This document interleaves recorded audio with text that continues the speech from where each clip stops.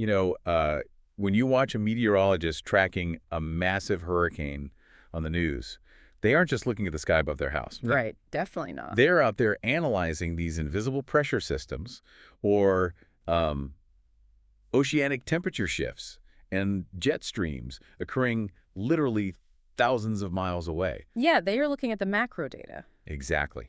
They're looking at the macro data to tell you exactly when and where the storm will hit, like long before the first cloud even forms. And predicting human desire, it works the exact same way.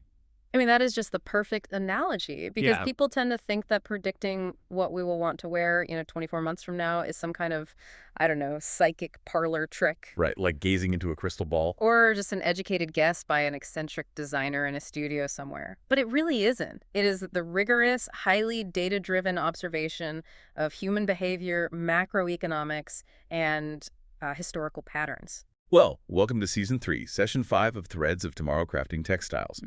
Proudly brought to you by OMEAEY.com. We're jumping into a topic that you have been absolutely demanding ever since our Session 4 deep dive. Oh, yeah. The response to that one was huge. It really was. In Session 4, we explored fashion seasons and fashion forecasting, and honestly, the messages have just been pouring in. People are so curious about how the machine actually works. Exactly. You all want to know the actual mechanics. Like, how on earth do forecasters read the societal mood and then translate it into a tangible design 2 years before you even realize you want it? It is a wild concept to wrap your head around. It is. And to answer that, we're looking at an incredible new masterclass written by celebrity designer Pamela Krishnan, affectionately known in the industry as Pam. And she wrote this specifically for OMEMY.com. Which is such a gift, honestly. Right. With decades of industry experience under her belt, she really breaks down the foundational rules, the basic principles that forecasters keep in mind when making these massive predictions. But, before we really dig into those mechanics, we need to make a critical distinction right up front. Okay, let's hear it. Well, we have to separate the rules of design from the rules of fashion because they are constantly conflated and they are not the same thing. Right, because we aren't talking about, like, color theory or how to drape a bodice today. Exactly. Think of it like the difference between automotive engineering and urban planning. Oh, I like that. Right. Design principles, so things like proportion, balance, texture, that is the engineering. It is like the grammar a musician uses to compose a single beautiful melody, or how you build one structurally sound car. Just the technical construction of the thing itself. Right. But the principles of fashion, that is the urban planning. It is understanding the entire music industry or the global traffic patterns, the zoning shifts. Kind of like why a massive demographic suddenly moves to the suburbs. Exactly. Or why a commercial district just suddenly empties out. It is the massive macro system governing the clothes, not just the clothes themselves. Okay, let's unpack this then, because Pam has laid out 5 distinct principles for us to explore. And the absolute foundation of that entire macro system is this concept of cycles, the idea that fashion follows a pattern. Yes, principle number 1, fashion always comes back. Right, which most of you listening already intuitively know. I mean, Pam gives these vivid examples in the masterclass, like how 1970s bell-bottoms became the 1990s flares. Oh, absolutely. Or those quote-unquote ugly, chunky sneakers in the 1980s totally taking over the 2010s. Or even how, like, your grandma's floral house coat got rebranded as a highly sought-after, pricey, modern midi dress. It is so true. The forecasters map these cycles out very specifically. They call it the fashion cycle, and it has distinct phases. Which are what, exactly? So you have the introduction, the rise, the peak of popularity, the inevitable decline, and then finally hibernation. Hibernation, I love that term for it. Right. And the key here is that forecasters don't just look at the clothes to predict this. They map these cycles against really slow-moving societal moods. Like what kind of moods? Things like underlying job insecurity or simmering political tension. They're looking for exactly when the cultural mood perfectly aligns with a hibernating style, signaling that it is ready for a confident return. Okay, wait, let me push back on that for a second. Sweet, go ahead. If fashion is just this repeating cycle, just pulling from hibernation, why doesn't modern clothing just look like a literal museum exhibit? That is the big question. Right, like how does it actually move forward if we were just constantly remixing the past? Well, that brings us perfectly to principle number 2. Fashion is evolutionary, but it is very rarely revolutionary. Very rarely revolutionary. That feels I don't know, kind of counterintuitive. It does, because we tend to mythologize fashion history, We Mhm. picture it as this series of explosive overnight revolutions. Like Coco Chanel just abruptly liberating women from restrictive corsets. Exactly, or the sudden invention of ready-to-wear clothing that just democratized style overnight.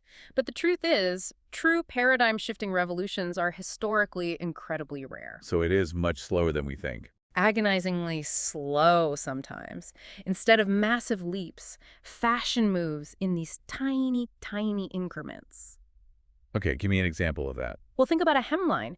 It doesn't just jump from brushing the floor all the way up to the upper thigh in a single season. Right, that would be jarring. It inches up, millimeter by millimeter, season by season. Or a collar on a men's shirt.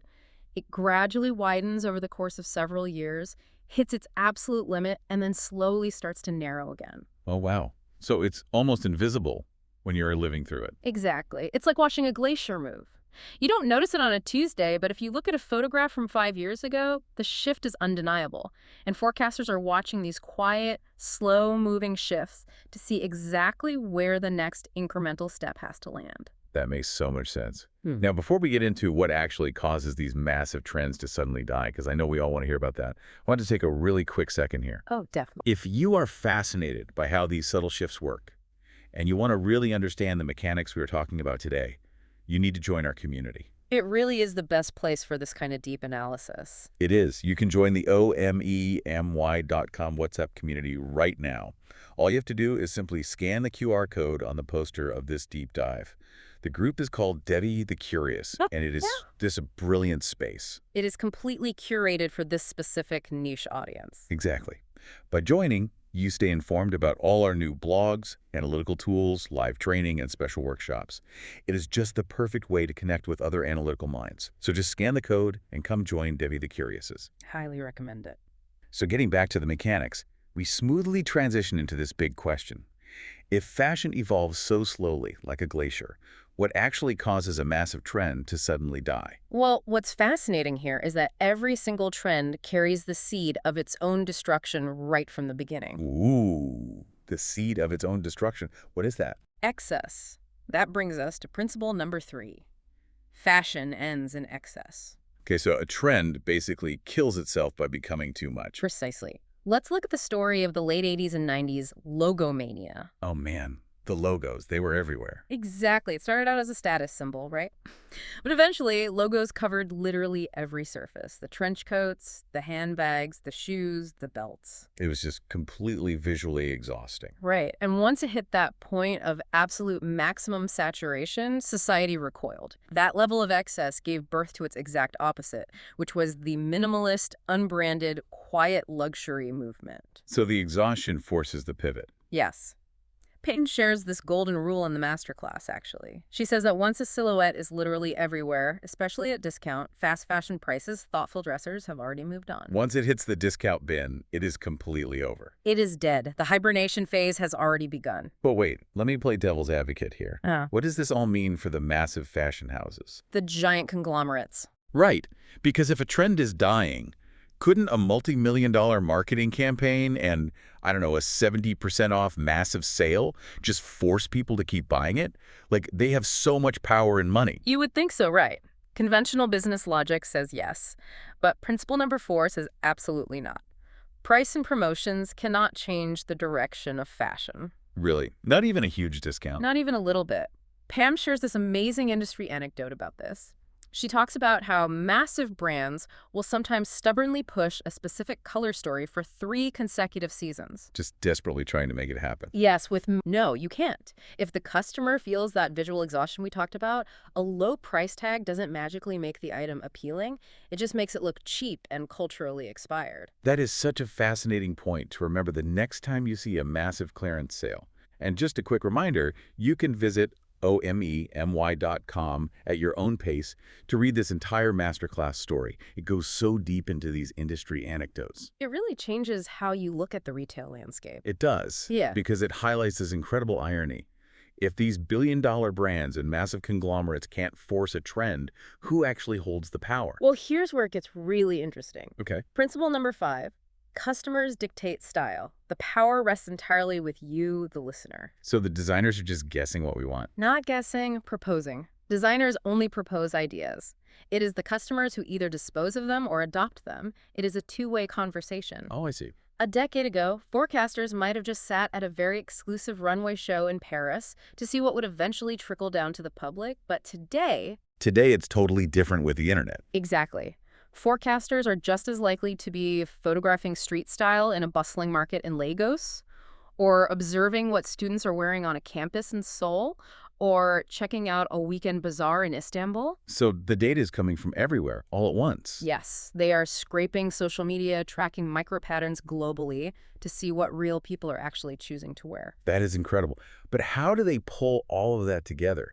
If we connect this to the bigger picture, how are they taking these 5 principles, the cycles, the slow evolution, the excess, and using them 2 years in advance? If we connect this to the bigger picture, it is all about socioeconomic signals. Fashion never exists in a vacuum.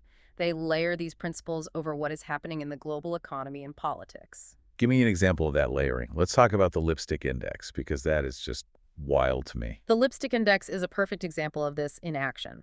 Basically, historical data shows that lipstick sales, specifically premium luxury lipsticks, actually spike during economic recessions. Which sounds completely backwards, right? Yeah. If people are losing their jobs and money is tight, why are they buying $30 designer lipsticks? Because of the psychological need for comfort. When the economy is bad, people seek small, affordable ways to feel put together.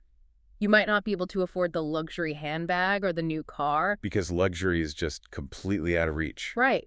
But you can afford a premium lipstick. It gives you that little micro victory, that feeling of luxury and control without breaking the bank. Oh, wow. That makes so much sense. Forecasters track that.